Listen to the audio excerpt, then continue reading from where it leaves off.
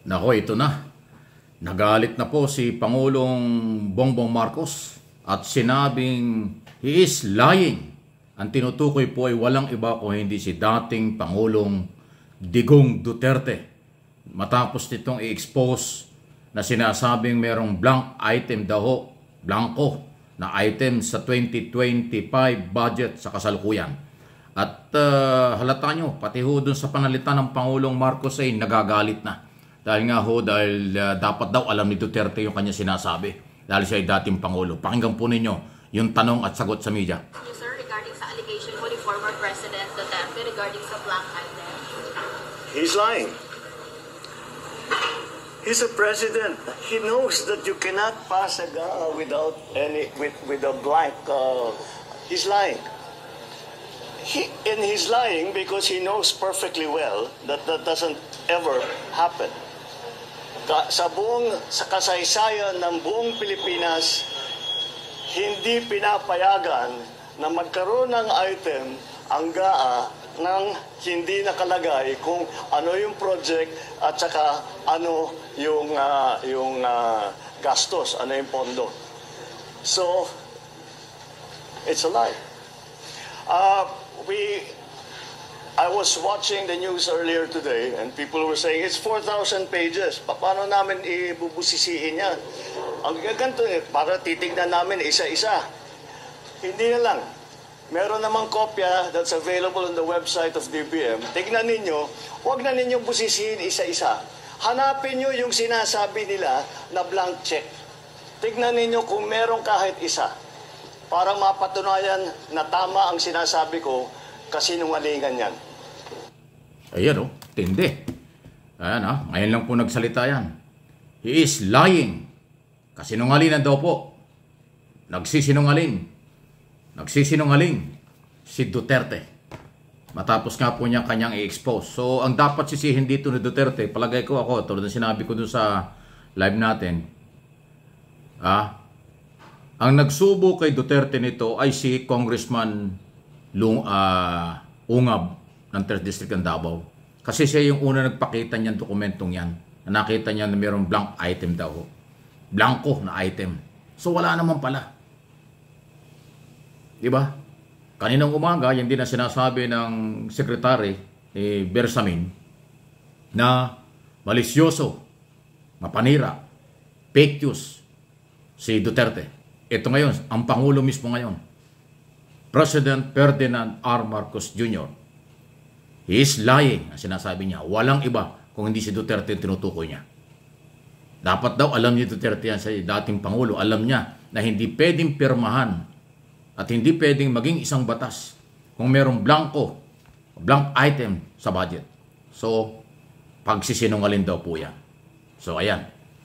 Nagagalit na ang presidente sa mga banat nito si Duterte na ayaw tumigil.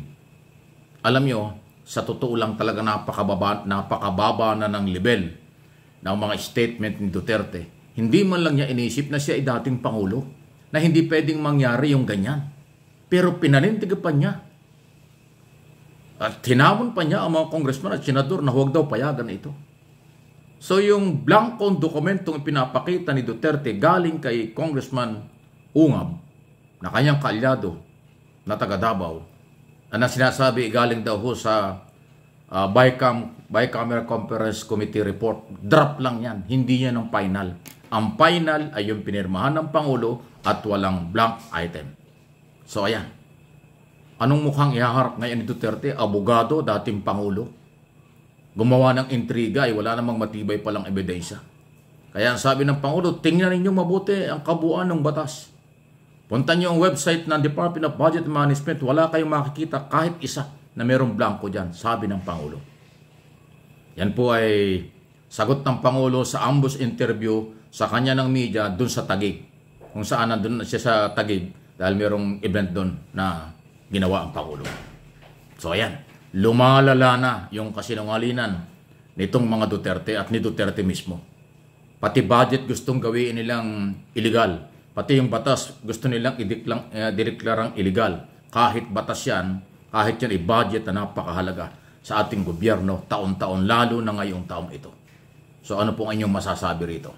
Hindi na ho nagugustuhan ng Malacanang ang ginagawa at sinasabi ni Duterte. Kulang sa pagre-review, kulang sa pagsusuri, at parang hindi dating Pangulo. Pangalawa, bakit siya pumapayag na subuan ng mga dokumento galing sa kanyang mga tauhan nang hindi na do-double check? Tapos kagad pinaputok niya sa media. Ay ngayon pumutok na. Ay lumalabas, hindi naman pala totoo. Kaya tinawag na, he is lying. Ang dating Pangulo, tinawag na ni PBBM. So first time po yan, inuulit ko, na magsalita ng ganyan ng Pangulo. Halata mong galit na, halata mong piko na. Dahil nga daw nakakita niya at nabalitaan niya yung isong yan. So hindi naman totoo. Alam nyo, pag sinabi mong illegal o may problema ang budget, yung national budget, may problema yan may epekto yan sa seguridad ng bansa at ekonomiya ng bansa. Kasi kung gumagamit ka ng budget na may problema, budget na hindi maayos, di ba, sino magtitiwalang negosyante? Sino magtitiwalang mamamayan pagka gano'n? Ngayon, hindi naman pala totoo. So ano ngayon ito? Pure na paninira na wala sa lugar, pure na gumagawa lang ng issue si Digong Duterte. Hindi naman makakapag-deny si Duterte dyan. Dahil dun sa, press conference ba yun o interview? Magkakasama pa doon. Kasama niya si Ungab, kasama niya si Attorney Delgra, Attorney Vic Rodriguez, kasama dyan. Silang 4 o 5 yata sila doon sa round table na nagsasalita at pinapakita yung dokumento. Naloko na. Sabit na naman. Fake news na naman. Sablay na naman. He is lying ayon kay Pangulong Marcos. Si Digong Duterte ninyo ang tinutukoy dyan ng Pangulo. Ano inyong masasabi dyan? Lumalala. Or wala na bang isyong wala na bang materyales? Wala na bang isyong magamit itong kampo ng mga Duterte? Lahat na lang ay pinapuputok sa media ng hindi naman kahit na hindi totoo. Kahit na fake. Ano yan? Si Duterte ba inahawa sa kanya mga vlogger o yung mga vlogger inahawa kay Duterte? Ano bang istorya talaga? Kasi yung kanyang mga vlogger, hindi naman lahat, marami rin fake news. So sino ba ang namemeka sa kanila? Si Duterte mismo o mga vlogger? O yung kanyang mga advisor? Nagrambola na sila. Pero ngayon nakakahiya kasi abogado, dating Pangulo, sasabihan ng ating Pangulong Marcos ngayon, he is lying. Parang pinagsasampal ng kaliwat kanan niya. Parang hindi nire-review ang batas. Parang hindi nire-review at hindi niya alam kung paano gumawa ng batas at paano pumirma ng national budget bago maging batas. Si PBBM hindi abogado, pero pinirmahan niya yung batas. Alam niya, legal yun. Ngayon, itong abogado at dating Pangulo ang nag-i-expose ng parang minamali yung batas, minamali yung budget. Wow! Ano yun? Sino matalino ngayon? Please comment and react sa bagay na ito. Breaking news po ito. Kaya ho aking pinaparating sa inyo. Pakishare po ninyo sa ating lahat ng mga kababayan.